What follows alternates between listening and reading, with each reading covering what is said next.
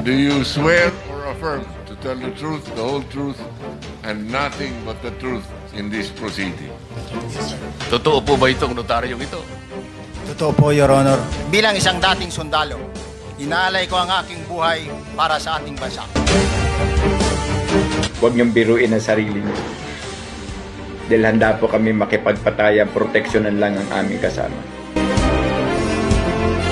Yung sinasabi nila na sinungaling daw si Tapgute, hindi niyo kilala yung tao. Ako, kilala ko siya personal.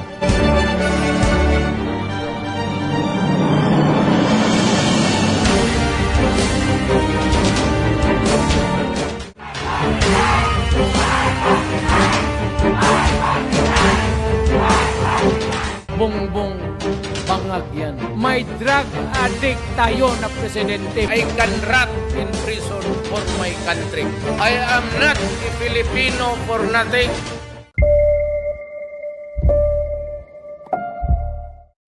Ng Kuya Ed, para malaman nyo, may isa kaming tropa ng Marines mula sa grupo ng security detail na nagpahayag ng katotohanan tungkol sa mga transcript ng mga basura, kung saan kinuha at kung kanino dadalhin. Ito ba yan ay hindi mapapasinungalingan, at ang pangamba ng Senado tungkol sa kanyang buhay ay para lamang nakipagbiro. Paalalang muli sa mga nagnanais makialam at pumapit tungkol sa kung ano ang katotohanan para sa aming kapatid at kasama sa Marines. Huwag niyong biruin ang sarili niyo. Dahil handa po kami makipagpatayan, proteksyonan lang ang aming kasama.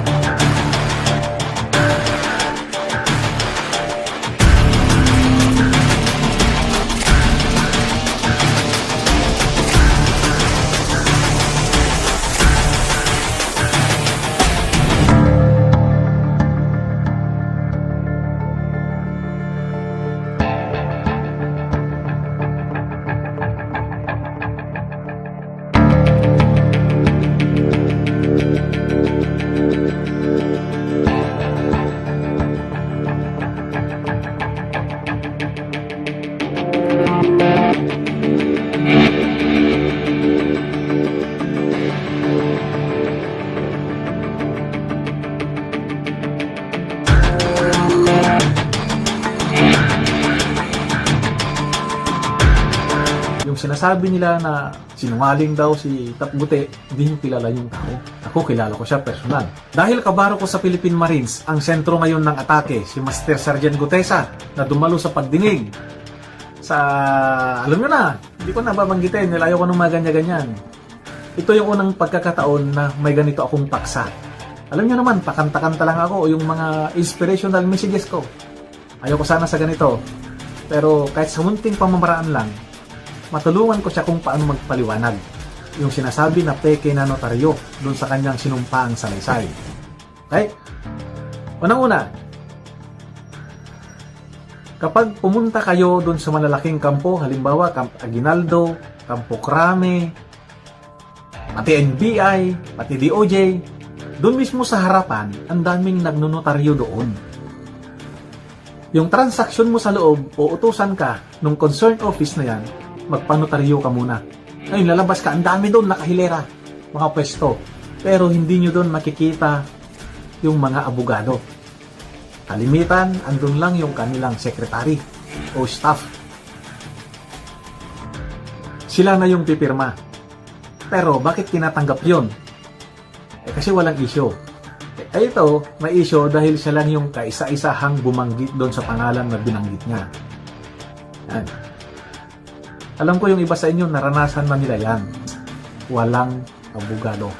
Ang pipirma doon, yung secretary lang. Sa probinsya, kalimitan ang nakikita doon kasi yung mga abogado dahil kukunti lang yung tao eh. Pero sa Metro Manila, sabi ko nga, kalimitan, staff o secretary lang. Marami pang nagsasabi doon, nakakasuhan daw siya. Anong ikakaso nyo doon? In good faith naman yung pagpapirma niya. In good faith naman yung pagpapanotaryo niya. Oh, di ba? Ang kasuhan yung secretary. ng abogado, yung pumirma doon. At pustahan tayo. Kung kontra doon sa binanggit niya na pangalan, yung abogado na yon, hindi na yun magrereklamo, di ba?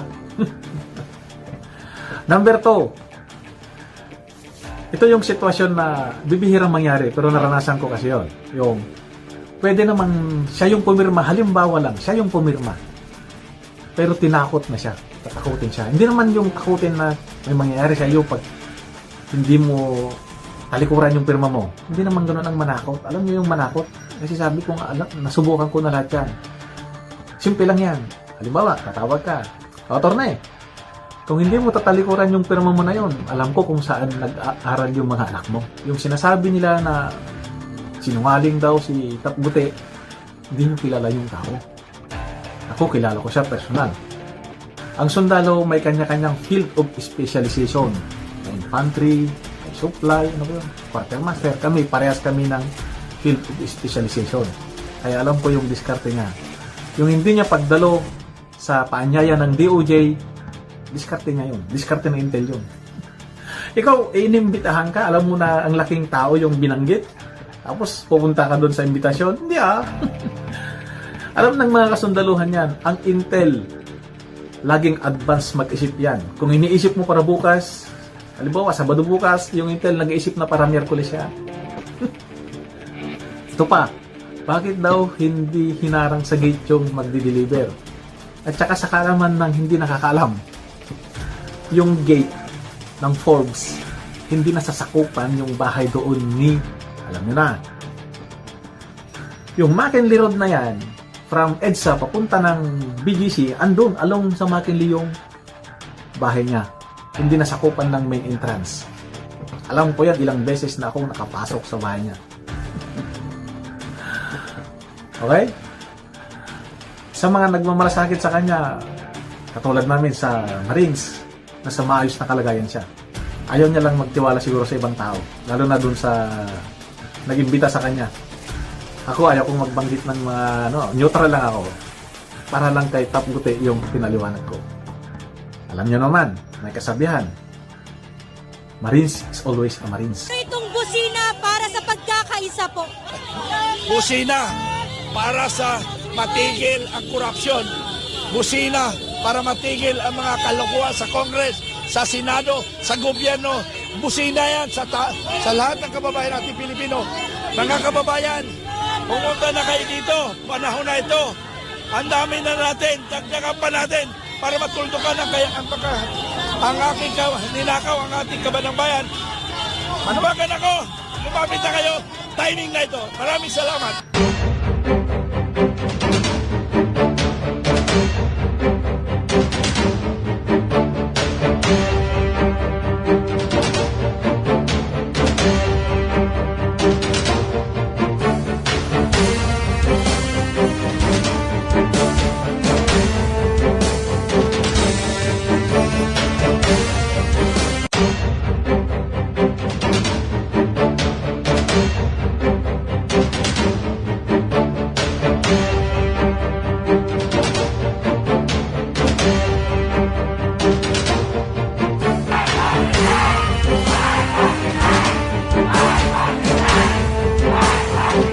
Bongbong bangag yan. May drug addict tayo na presidente. I can rot in prison for my country.